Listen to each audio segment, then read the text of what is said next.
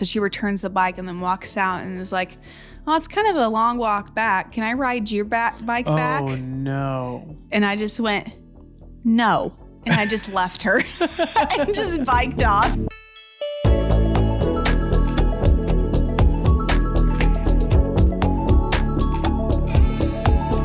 Welcome back to Stuff That We Like / Enjoy, at least at this point in time. I am Caleb. And I'm Christina. We're the Castanettas, and today we're going to be diving into a topic. Yep. Take it away, Christina. Are you going to ask me? No, you ask me. No, I go first. No, I go first. Because the legendary Lowdown goes second. Oh, you're right. You're right. So today... Yes. I'm going to ask Christina, hey, what's something you like / enjoy? Something I like / enjoy is a topic I came across this week, which is the psychology behind why certain people don't love sports. Awesome. Yeah. Love So this. just looked into some studies of people who really like sports and those who are rather uninterested in them, and just some actual psychological differences between them. So what I'm going to share today is more the broad brush of sports lovers and sports I don't care people. So this isn't going to apply to everybody. But yeah, just kind of some generalities of the two groups. Let's dive in. Yeah. And I thought it'd be pertinent because the Super Bowl's today, which everybody will be watching this tomorrow. Mm-hmm. Just got me thinking about why some people love sports and others don't. I like it. Yeah. So I thought this line was great. While millions of Americans spend their weekends screaming at their TVs and getting emotionally destroyed because 11 strangers lost a game, there's a massive group of people who just don't care. I was like, I feel like that's you. That sounds a little bit more like they're superior than that's not how I would put it. That you just don't care. Yeah, I just don't really care. Yeah. But yes, I agree. Yes. I agree. I am superior. Yeah.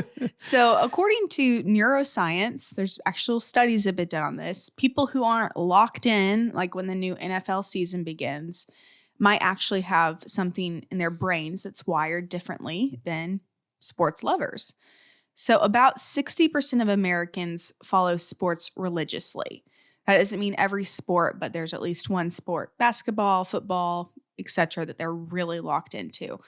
And the other 40%, it doesn't mean that they're boring or passionless or lack team spirit. They often just find that meaning and fulfillment in different ways. So first, I wanted to mention why scientists think Americans in particular care so much about sports, researching this reminded me of some other topics that we brought up before, which we can discuss. But scientists believe it's because humans by nature are what they call tribal creatures, that for thousands of years, being a part of a group or a tribe was like necessary to survive. Totally. That your tribe protected you from predators and other enemy tribes, helped you hunt, and you banded together to keep you and your family alive. Yeah. And sports today is basically a form of modern tribalism.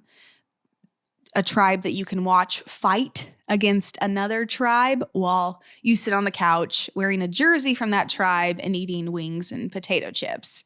So this kind of reminded me of the discussion we had with Nate and Carson about 2 months ago about how men today don't really have something to fight for or aren't as needed as maybe they were in the past. And so maybe that's a bit why they love sports. Yeah, I think so. What do you think about that? I think so. Yeah. I mean, we don't have much that reminds us of why we need that social connection and aggressive outlet for our own testosterone or manhood or whatever you want to call it. But we've settled for watching other men do that instead. Mm-hmm. I agree. I think that's why it's so intriguing. Yeah. Yeah. And I think it's interesting because more men watch sports than women, but there's still a huge percentage of women that's very into sports. But it's funny because being into sports is viewed as a masculine thing. Yeah. Even though you're not doing anything but sitting there, Totally. oftentimes watching it. Yeah. And so it's kind of interesting how we identify with that. Also, according to science, when somebody watches their favorite sports team on TV, their brain releases oxytocin, Cool. the bonding hormone. Oh, no. Yes.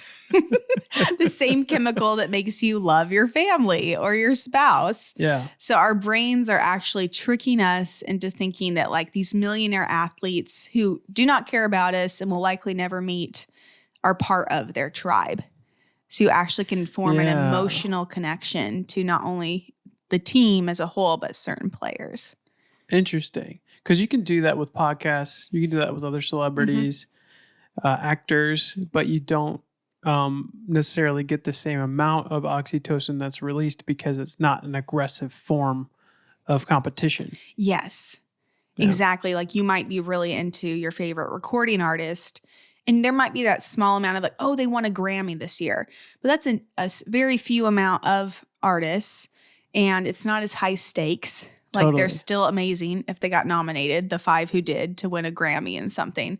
And it's not this week after week watching this competition, kind of rooting for somebody. I found that fascinating that, yeah, for people who enjoy sports at a high level, their brain releases oxytocin. And you know, before we continue, I just want to say this. I don't like football, baseball, basketball. I think they're fine. Mm-hmm. I've had some negative experiences around it when I was younger. Not playing them, just watching them and feeling like I could be doing better things with with who I'm watching them with. You know, we could be building relationship. But recently I've really found, and in the past couple of years, I've been in and out of MMA, not doing it, but watching it. Yeah. And so I think there's something out there for everybody, which I feel like that's where this is going. Mm-hmm. But there's something out there for every man, because we're using men as an example here, that helps to release that oxytocin in a masculine way. Yes.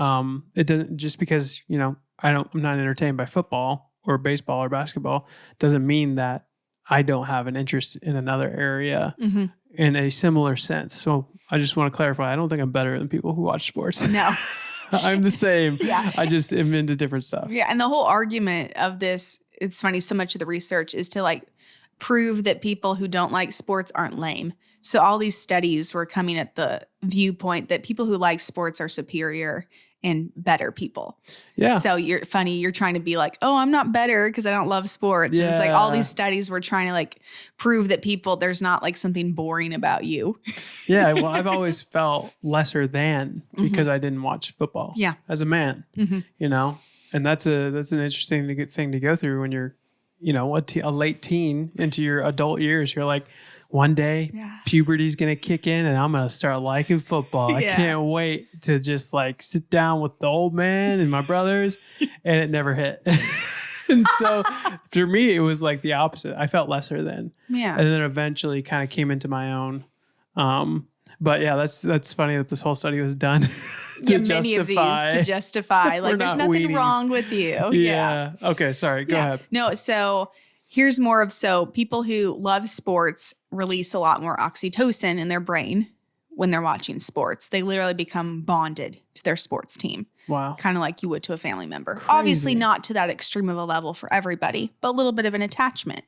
Hence like loyalty of if you grew up in a certain state, you're 25 and then you move somewhere else, still 30 years later, many people still identify with that home state team. For sure. Unless they really suck in the place they moved. Like growing up in Colorado, the Broncos were really good for a while. Now living in KC, the Chiefs, they had a pretty good last 5-6 years. I mean, this last season wasn't good, but yeah. So here's where the people who don't love sports part comes in. And it doesn't mean that you hate sports, but just that you're not like obsessed with it. So people who don't obsess over sports often have what psychologists call lower tribal instincts. Their identity in life isn't strongly tied to being a part of a group. They tend to be more individualistic and don't feel the need to be a part of something bigger. Doesn't mean they're not a loner. Doesn't mean they're like a loner, don't have any friends, but they don't feel that they have to have that group, or they're more of an individual themselves. That's very true in my sense. Yes, it made me think of you. Wow. Yeah. So just more individualistic, less like I need to be part of a team. Like I even in high school, I played sports my entire middle school, high school career. And part of that was my mom was determined for us not to be awkward homeschoolers that didn't ever talk to people. Good for her. And also I loved being physically active, but wasn't a huge team person. I think maybe just because like the mean girls in high school, I'm like, y'all are annoying. But I loved track because that was an individual sport. We would have relay races that I'd be a part of, but I liked just kind of bettering myself and having to only depend on myself. Yeah. If I let myself down, it was on me. Other people didn't let me down. And if I let myself down, I didn't let someone else down. Therefore, that's a huge thing. I liked the individual sports like archery and track. And they were also the ones I was probably the best at. That makes a lot of sense. Yeah. Because yesterday we were having just lunch for your birthday, and we were talking about why, things we like about our relationship. And we're both recovering people pleasers in a couple senses. And so it makes sense that we would both be very into individual sports because there's no disappointment to us, first and foremost, but there's also no disappointment to other people if you lose at track. Yeah. There's no disappointment to other people if I, lose a battle in Dungeons and Dragons. Like it doesn't matter to them. Yeah. But it's, that makes a lot of sense for people who are more on the people pleasing front as well. Yeah. So interesting. That'd be cool to kind of study what kind of sports certain people choose based on their personalities. Because I'm thinking about, we did just about every sport out there. And my favorite ones were rock climbing, tennis, swimming, track, archery, all like just pretty much you competing or maybe a relay race kind of a situation. Yeah. And didn't love as much volleyball or soccer, basketball kind of a thing. Yeah. And the worst thing in school is group projects. Oh, 100%. The worst. Despise them. Hate and I've had great group projects. Okay. I really had them come together with other people. I hated every moment of it. And it's not because I'm cool and they're lame. Yes. It's just because that dependency thing. Like I don't want them depending on me and I don't want to depend on them because we could disappoint each other. And there's the unknown. Totally. In that, for sure. And so it could let you down. This is totally off topic, but it reminded me of in school, there was this group project presentation.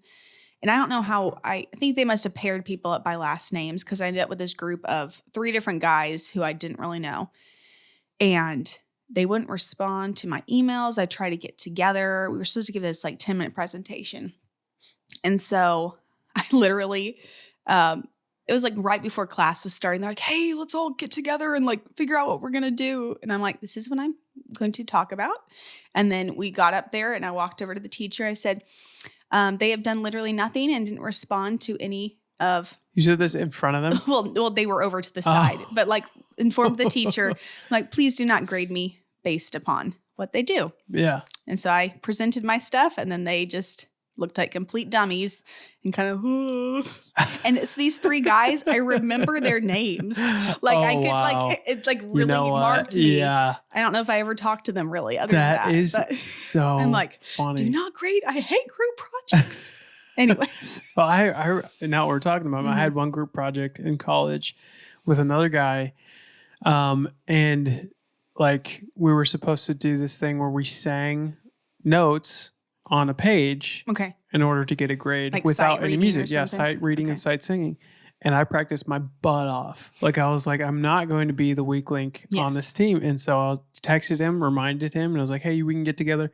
Got together once. It was terrible. He was awful. He hadn't practiced at all. And then we get there on the day and we both have to sing at the same time. And I'm singing. We're doing the project in front of everybody and I'm nailing it. And he's ruining it. Yes. And so afterwards, she had mercy on me. Okay. My teacher, and she gave me a good grade, regardless of what he was doing. And so my teacher was too. I think he gave me an A, and the rest of them got something pretty low. That's so cool. Yeah. Those teachers are awesome. Yeah. They really deserve like more pay. Yeah, exactly. All right. Anyways, so back to people who don't obsess over sports have lower tribal instincts, more individualistic by nature. It doesn't mean that they're not super dedicated to their family or their friend group, but they just don't need to be a part of something bigger to fulfill them. Can I say something else? Mm-hmm. And this is not to toot our own horns. We are probably two of the most loyal people we know. Mm-hmm.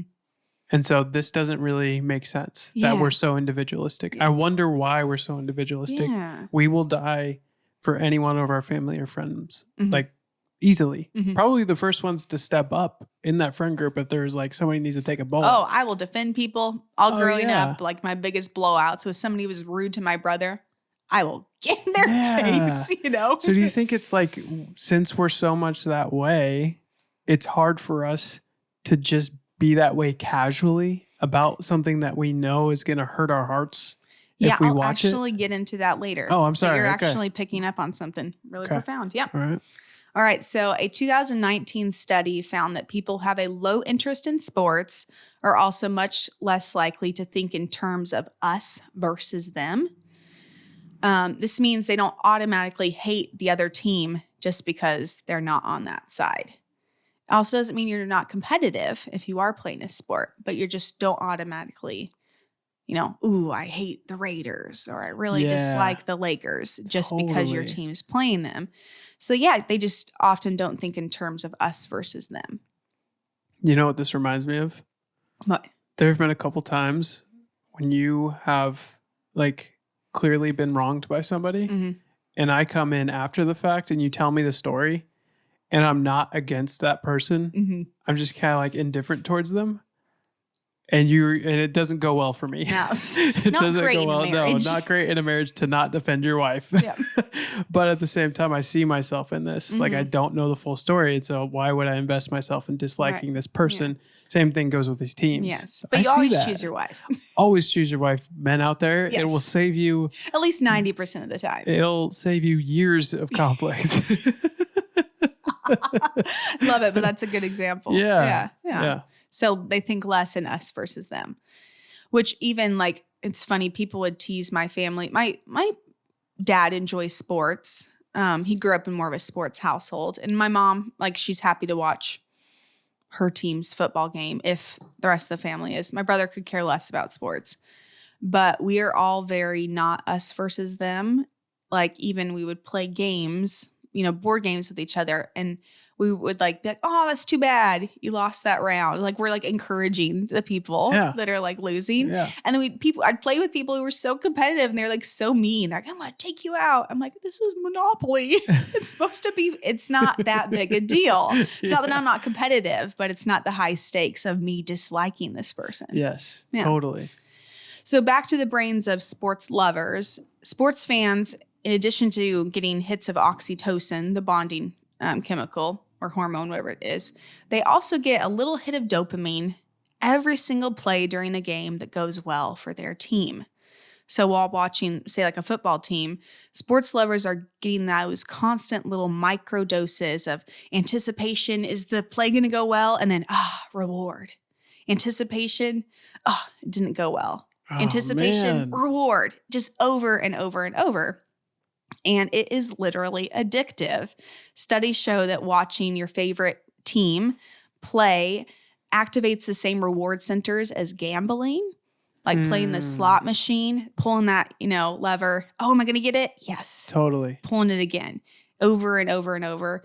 Same thing with sports betting, which is interesting because those go together very well, sports and sports betting, video games, and even social media, where you post something and you get, all those likes, all those notifications.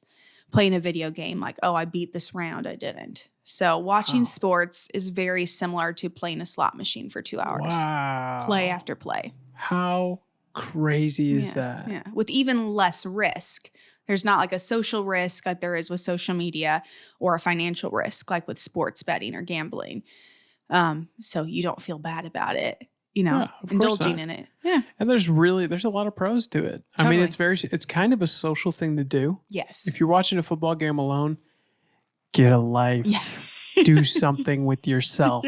Yeah. But if you're watching with people, that's awesome. Yeah. Good and for you. It's a communal thing, whereas gambling, sports betting, video games can be communal, but people do them by themselves very often. Same thing with social media. So it is like a socially acceptable communal kind of, we're all feeling We're all gambling together, and you're bonding over that as so well cool. with your teammates. See, that's huge. Yeah, it's why people will go to a game, sit in the stands, and they're connected with all these strangers around them because you have the same goal. You have that same, are they going to make it? They did. You celebrate together, you mourn together. And so there's just a beautiful social component of that. Wow. And then for people who don't care about sports, studies have shown that their dopamine systems just aren't as easily triggered by sports in general. It doesn't mean they're not triggered by other things, but they think it could be tied to genetics. They find just because many families, whole family lines won't be into sports, but there's not enough to really tie it straight to that about why certain families' dopamine systems don't go off when watching sports. Okay. So some of it can be like a nature versus nurture situation. If you grew up watching sports, you might just like it because of that. But people who don't love sports, they just don't feel the excitement as much as people who do. And then there's, keep going. One thing I want to say something about Christina to this whole audience.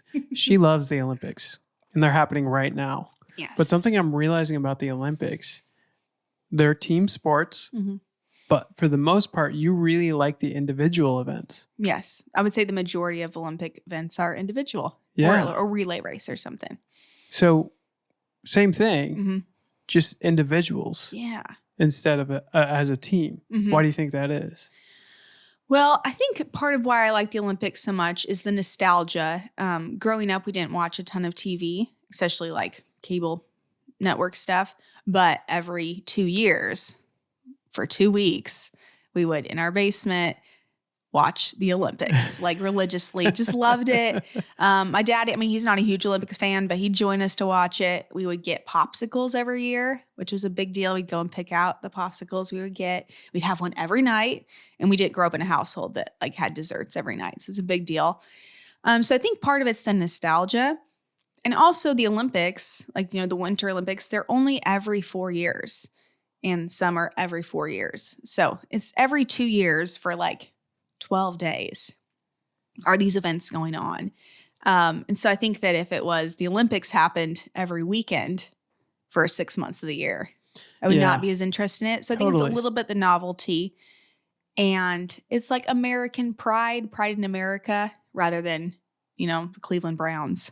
It's just like, all these young people that worked so hard at a lot of sports that I did growing up just because I did so many sports. Totally. I think that's a little bit of a connection. But I was thinking, I'm like, I'm not going to sit and watch, an NFL game every weekend. But, every 2 years, I'll watch 2 hours a day of the Olympics. It's also good return on investment because although you're not watching something every weekend, you're watching something that's way more high stakes for that individual and for the country they're representing. And so it's like you're investing you're investing your energy and your hopes where you could get the highest return. Yes. Pride for America, pride for that person who's been training their whole life for this one thing, this one moment. That's high stakes. Yes. Or really low. They can be like the lowest you could feel is if America gets 0. Right. We don't represent it well. And that person like broke their hip and never is able to do that sport again. Yes. So it's like, I feel it's like good return on investment of your energy in that sense. Yeah. And also, so say there's a sport like ice skating. I only watch primetime coverage of the Olympics. I'm not watching it all day. So it's like, it's all condensed, the highlights of the day into like 2-ish hours. And they're only going to show the best 5 figure skaters. And America goes and she skates for 3 minutes. So my whole investment is maybe 20 minutes in that whole competition. And 75% of Olympians each year are new. They weren't there the 4 years before. So I literally have no emotional attachment to the majority of the athletes. I've never seen this brand new 17-year-old figure skater before. If she falls and doesn't win, that's a bummer. But I've not invested in her. Yeah. So it's like this easy, like, woo, that's amazing. And then if not, I'm like, oh, that sucks for her. Yeah. And I'll never see her again. Totally. Yeah. I love that. Yeah. Interesting. Yeah. So here's one more interesting layer.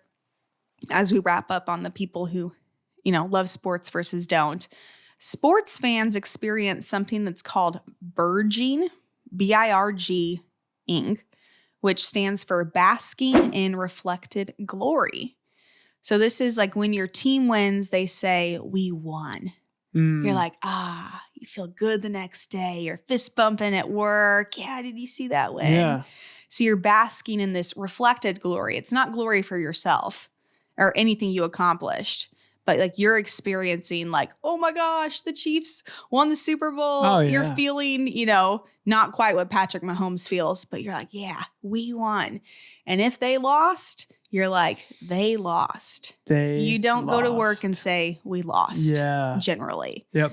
Yep. So people don't obsess about sports. They're less likely to distance themselves from a loss or identify with the win. They're just like, oh, the team lost. The team won.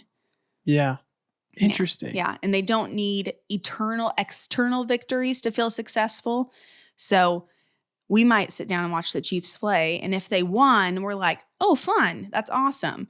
But if they lose, we're not as devastated as a sports lover would.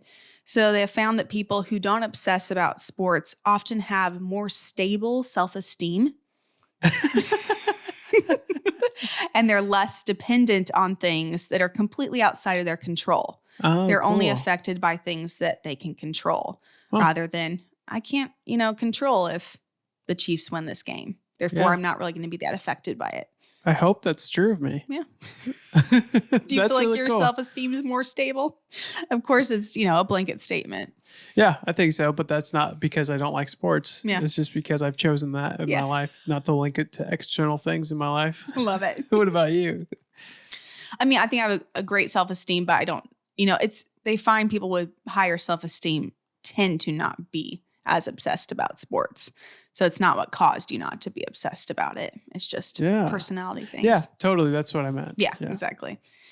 Sports fans often score higher on certain empathy measures. So sports lovers tend towards caring deeply about people's struggles, even if that person is a quarterback on their favorite team. Yeah. The same thing for if they watch, a commercial or it's like in the arms of an angel and the dog shaking in the street. They're going to feel more for that dog or for, that quarterback missing the pass, where non-sports loving people tend to have more empathy related to real life factors, such as personal relationships or social justice activities, things that they're involved in real life. So if they see a dog on the side of the road, they're going to care about the dog in real life, but they're not going to be as affected by the dog on the commercial. Yes. Same thing with watching sports. They're like, oh, that sucks. That person missed the pass, but they're not as affected as like if their friend, in real life had something hard happen. Wow. In a generality, that's just what they found. In general terms. Yep. People who don't love sports are often much more open to new experiences.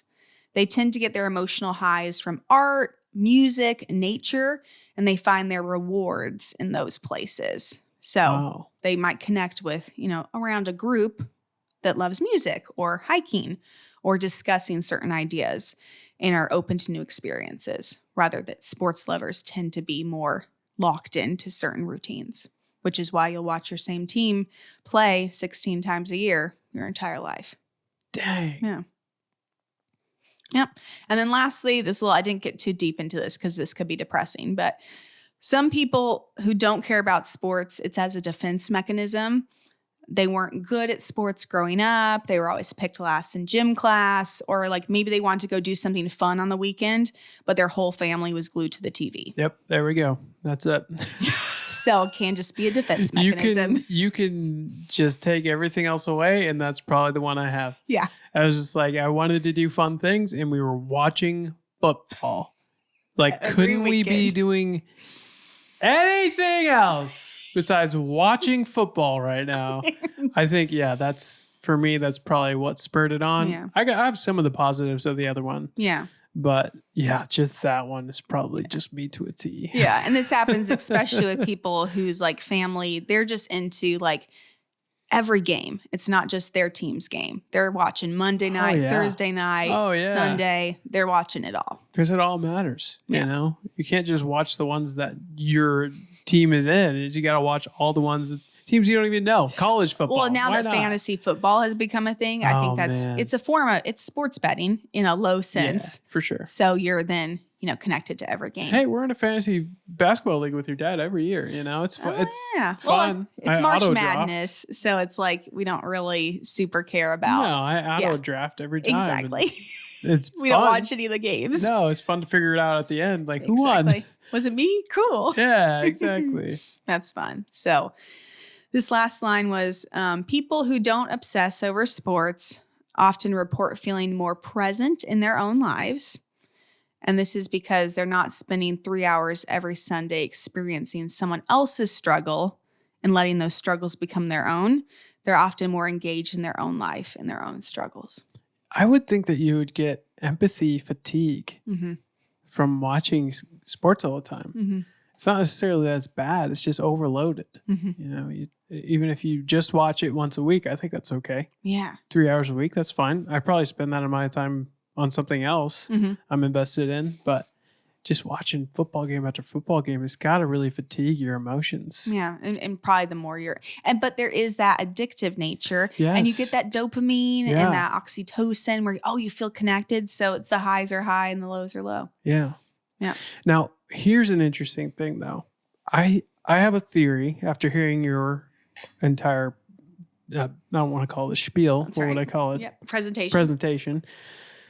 I think that people who don't watch sports are probably more invested in athletes who have a background that seems similar to the people who don't watch sports. So say that you are really interested in an Olympic athlete. Mm-hmm.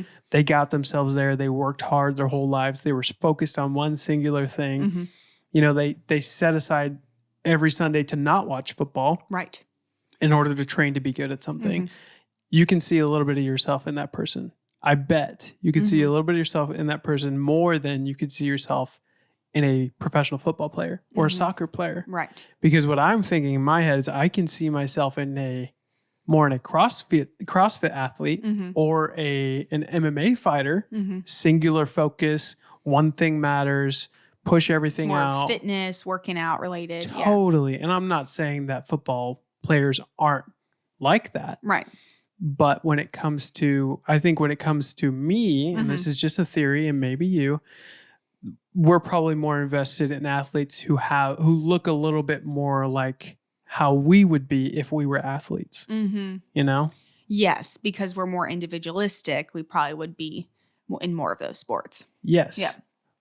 That's what, it's just a theory I'm throwing out. I like it. Well, and also like with the Olympics, which is funny. I think that was maybe the first episode we did. I talked about the Olympics. I think it was D&D and the Olympics. Yeah, which would have means that we started this summer 2024.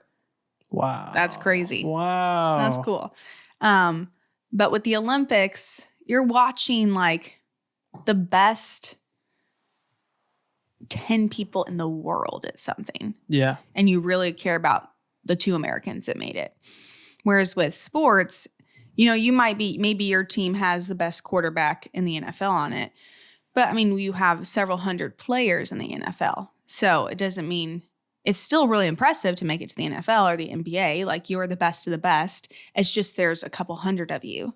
Yeah. As opposed to the Olympics. It's like, all right, we've got the 2 best American snowboarders.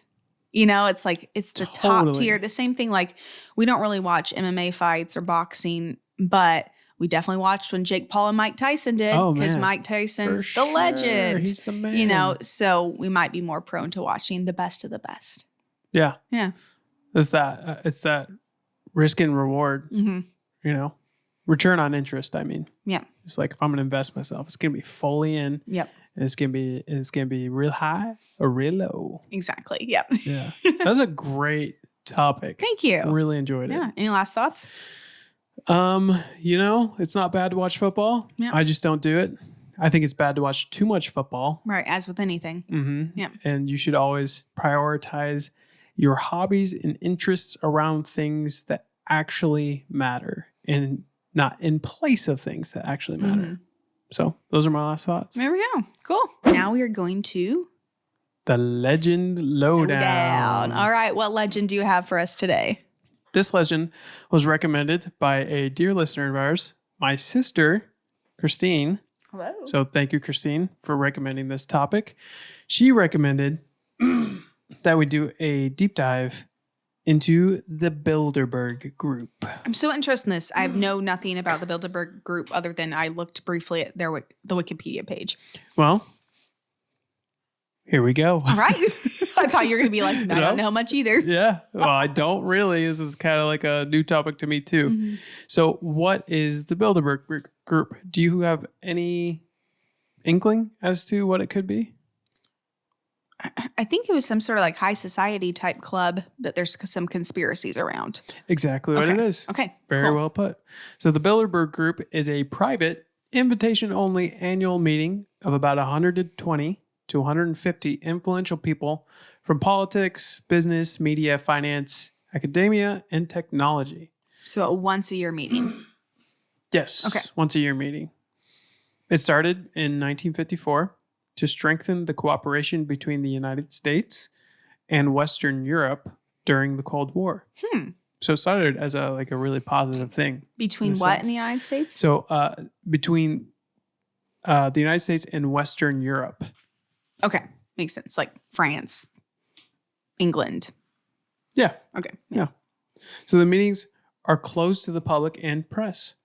So participants speak under the Chatham House rule, meaning ideas can be used but not attributed to any specific speaker. So it's kind of a group think project. Exactly. Okay. Yeah. So would you trust a meeting like this more, Christina, if it were public rather than private? I mean, yes. I don't know what they do though. So with this, 120 influential people gather once a year and they share ideas. Yeah. And then that's it. What if the ideas they shared were like, how do we make farts less smelly? Or like, how do we get birds to fly lower? It's like really dumb. Anyways. I mean, that would be wild. Yeah. So I'm not sure if making this public would help anything. Well, it matters what they're talking about. Exactly. But I mean, at that point, putting it up to public scrutiny almost takes the power out of whatever ideas they're trying to use to improve or influence society. Yeah, therefore it's no longer exclusive, because if it was made public, these discussions, then it's like, oh, George whatever said this. You know exactly who said it. Yeah. Whereas if it's a closed door, 120 people chatting, they might come away with ideas, but they're not supposed to share who gave them those ideas. Is that the idea? Yes, exactly. It can't be attributed to any person, but the group as a whole. The group. Okay. So the Bilderberg Group, this is our thought. Yes. Is it secret who's in the group? Like some people are known. Okay. I can tell you a couple people right here. So these are the people that have been confirmed through my limited research to have attended. So Bill Clinton, before he was president, interestingly enough, Ulf Kristersson, who is the prime minister of Sweden. Okay. Reid Hoffman, so the LinkedIn co-founder, attended one of these from the tech side of things. And you could say another one is Christopher Donahue, so U.S. Army Europe and Africa commander. Yeah. U.S. and African commander? So it says right here. U.S. Army. Europe and Africa commander. Huh. Let's look this guy up real quick. Interesting. So you get invited to this gathering of what I guess people would call our like thought leaders. Thought leaders. I think that's a... Yeah. Okay. Yeah. And you just discuss things. Yeah. Okay. So Chris Christopherson is the commanding general of the U.S. Army, Europe and Africa, and commander of NATO's Allied Land Command as of December 2024. Whatever that means. Okay. That helped even less. Even less. I'm more confused by that. That's all right. So yeah, you just go there, you just talk about ideas. They don't know at this point. they don't know whether it's positive ideas or negative ideas because it's a Okay. closed conference Yeah. of some of the most powerful people. But you talk, that's what happens, I guess. And then what do they do with the talks? Nobody knows. Okay. Nobody is closed to the public. If you're So not invited, you don't where know. does the conspiracy or the legend come from? So here we go. We got to get a little bit deeper into the Okay. history of the topic, and then we'll get to that. Okay, cool. Sorry. So in 1954, the first meeting was at the Hotel de Bilderberg. Oh, the Bilderberg. Yeah, in the Netherlands. So that's where the name comes from. Cool. It was, like I said, organized by European and American leaders. It was intended as a forum for dialogue and not a decision-making body. Okay, so just to discuss. Yes. And over time, the guest list has expanded to include tech CEOs, central bankers, military officials, and major media figures. It's like a massive seminar Mhm. where you're just supposed to be discussing ideas rather than Yes. learning. Yes. Okay. Yeah. It's very interesting. So, do you think that this is just kind of like networking at the highest level? Or do you think that there could be something else going on here? I mean, with the release of whose files the last couple of weeks, I mean, I think more than ever, people really believe that there are a evil group of elites that are orchestrating things behind the scenes. So Yeah. I think anything is possible. Yeah. Yeah. Yeah. It seems a little sloppy if this is where all the evil in the world is coming from. I wouldn't say all of it, but I'm sure there's some people that aren't for good. sure. For you know, sure. Some people rise to power or, the top of their field because nepotism, generational wealth, others, Nepotism. through soul, hard work. But there's people that get to certain places because they're willing to do certain things Yeah. and pull certain strings. So I think there could be a bunch of really genuine good people that go to this Bilderberg conference once a year. And there could also be some super screwed up people. But that doesn't Totally. mean that the whole thing is. Yeah. It's just, it's so hard to like put a definitive, is this good or bad Yeah. on it. Mm-hmm. So a little bit about how the meetings work. Yeah. So there is a steering committee. So this is the core leadership group, and it chooses the yearly meeting location. It sets the agenda and decides who gets invited. Okay. There's this core group of people. that do it. So this is made up of influential figures from politics, finance, and industry. They don't know who the group is. They have Ah. assumptions about who the group is. It's kind of like the Michelin. The Michelin man. We don't know who he is. No, people that go, I don't know what their name is, the Michelin eaters, the people that go to different restaurants to Yeah. secretly dine, and then they judge the food. And They then dine in secret. and They then- go in the bathroom and eat. like nobody knows who these Michelin guide, determiners are that go to Yeah. a restaurant and be like, this is going to get 2 Michelin stars. I can't think of the name of them for some reason. Michelin judges, maybe? Probably a judge the judge. food. I think there's Yeah. a more specific term. Mhm. So it's kind of like that. Like you don't know, but it could be this Exactly. person. Yeah. Mhm. But that 30 to 40 people actually chooses the rest of the influential people who get an invite. Mm. So it's a small committee. Some facts about the Bilderberg Group. Okay. It meets once a year in different countries. About 120 to 150 participants, they think, are in each meeting. So there are no official votes or policy decisions. It's purely just a forum. That's what they say. And a list of attendees and topics is usually released, but no transcripts or minutes are published. So usually they let go of the topics they talked about, Okay. but none of the decisions. What are were they made. deciding? I don't know, but I wonder if one of those topics is farts.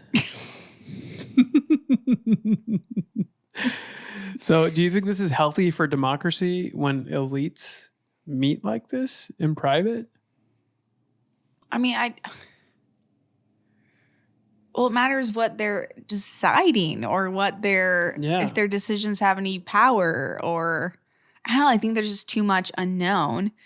It kind of reminds me of like when you're like little kids and like, oh, you have your little like friend group and like in your little hideout and like no boys are allowed, and it's like all the girls are in there and it's like, Yeah. oh, the boys can't know what we're doing, but we're not really doing anything. It's just they're not allowed. Yeah. You know? We're just talking about how they're not allowed. Exactly. So I don't know what they're, I'm not offended by it. It just matters if they're actually deciding things that could affect culture. Yeah. Yeah. It came from a really positive place.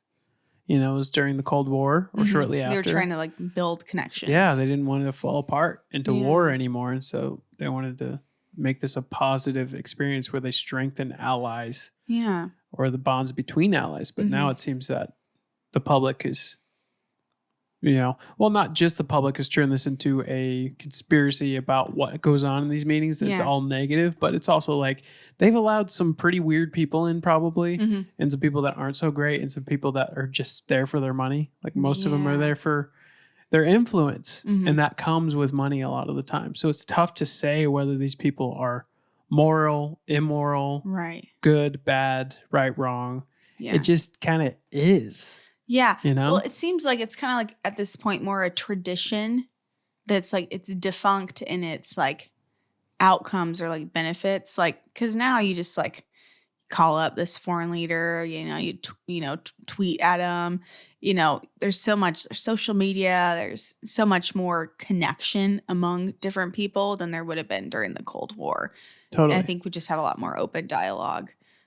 Therefore, it's probably a pretty harmless gathering. I would think so. That probably just doesn't really affect much of anything. It's just a big networking event. That's what I'm thinking. Yeah. If anything good or bad happens from the Bilderberg conference, it's not at the Bilderberg conference. Like this is where you meet the person that's really bad that you're going to go do bad things with. Right. Or the person that's really good that you're going to do good things with. But I don't think anybody's dumb enough to be like, this is where we hatch our plans. Right.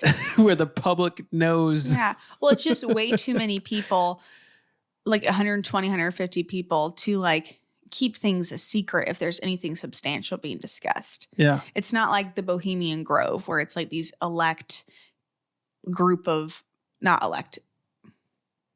am I trying to say? A select group of like elite men who gather in the forest and you take vows and stuff. I don't know anything about the Bohemian this. Grove. You gotta do a topic on this. Oh my gosh, gotta do a topic on this. Yeah. Okay. Anyways, that actually is a group of I think bad people. Really? Yes. Okay. It's much more. It's like a secret society, whereas this is just like, oh, Elon Musk might get invited because he's the richest guy. Yeah. And nothing's really going to happen other than this one guy, Mr. Military Commander of the U.S., Europe, and Africa is like, oh, it'd be great if you could get Starlink into Sudan, Yeah, I don't know. Totally. Yeah.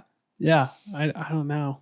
But the public seems to think that there's a myth surrounding the Bilderberg Group, at least that it's a secret world government. Okay. And that they're hiding in plain sight. That's silly. Unless it isn't. So? Well, I don't know anything other than what you're telling me. Yeah, same. So there could be a lot more validity to people having a reason to think this. Yeah. Yeah. Overall, gut feeling, I don't like it because I don't have eyes on it. But, I don't necessarily think that this is what we should be worried about. Yeah. Well, and also the fact that they'll post or release, like, here's some of the people who talked and the topics they talked about. It's not it's not secret. It's just like you're not invited. It's more exclusive than secret. Yeah. So I'd be more concerned if it's like nobody knows any of the people. And yeah. I'd be more concerned about the like secret meetings that come from this the networking that happens at this meeting. Like maybe all 150 get together and they're like, all right, we're here to decide where our next secret meeting is going to be. And then they all leave and go to that real secret meeting. Yeah. So like, Yeah. Yeah. It's the different too levels. public for anything for all terrible 150 of them to be like co-conspirators. And it's really not very clever to have all 150 people who are evil in one place at the same time or good in the same place at the same time. It's just poorly done if it's really a conspiracy or really like a world government control thing. I think it's probably just a historical group that's gotten bigger and churned into more of like you said, a networking event. Yeah, and it probably was more beneficial and needed for society back in the day to actually connect, during a turbulent time in history. I would think so. Yeah. So that's what I got on the Bilderberg Group. interesting legend. Yeah. So the legend is like, in part, it's real that this group gathers, but the legendary part is that like, is there something else secretly going on? Is there something else happening here? Huh. Yeah. And we can't say for sure yes or no. Again, I don't like it. I don't like it. But that doesn't mean it's bad. Yeah. It's like football. Mm-hmm. At least it's just once a year. Yeah, that's very true. Thank God. Cool. Interesting topic. Thanks, baby. Well, I hope, Christine, that Caleb did that justice. I tried my hardest. And if I didn't come to the conclusion you like, well, that's because we're two different people. Well, we'll have you on. We'd love to hear your thoughts. Yeah, exactly. That'd be fun. Next on this podcast, we like to recommend something to our lovely studies out there. So, what's something you would recommend? There's a movie I'm going to recommend that I feel a little hesitant in recommending because we haven't finished it. Oh, no. We're like an hour and 20 minutes into it. We watched it yesterday for my birthday. Yeah. And it's called The Gorge. Yeah. It's on Apple TV and it has Miles Teller and I don't know. Anna Taylor something from Queen's Gambit. Yeah. And so far, it's really fun and decent. enjoyable. It's decent. Yeah. And fun in the sense of like, it's not a comedy. It's more of like a sci-fi thriller. Yeah. Romance. It's all kind of a thing. Yeah. But just kind of a good old movie. Yeah. I think. It's a fun watch. So far. Again, we haven't finished it. Yeah. But my parents said it was pretty good. That's true. Yeah. Yeah. And it got pretty good ratings on IMDb and all that good stuff. There you go. Yeah. So The Gorge. The first hour and a half is good. Yep. And we'll see how it ends. I love that. My recommend is watch who you hang around.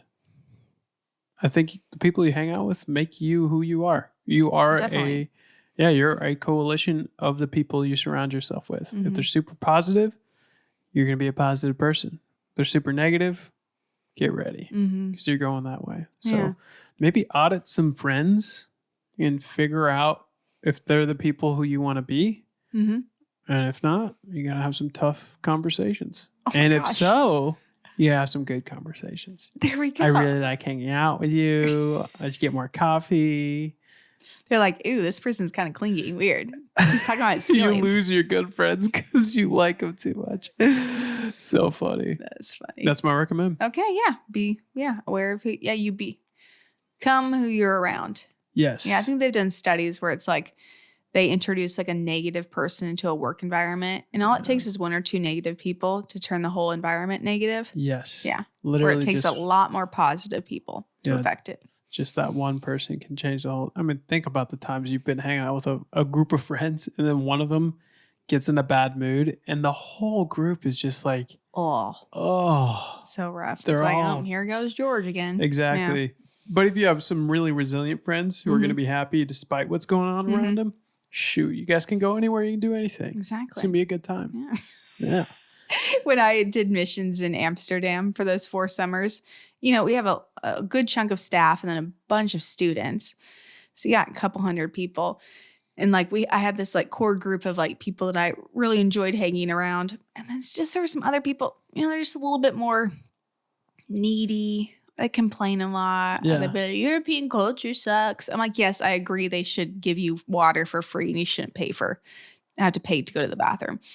But they would just like you would feel like, oh my gosh, I'm going out with an American.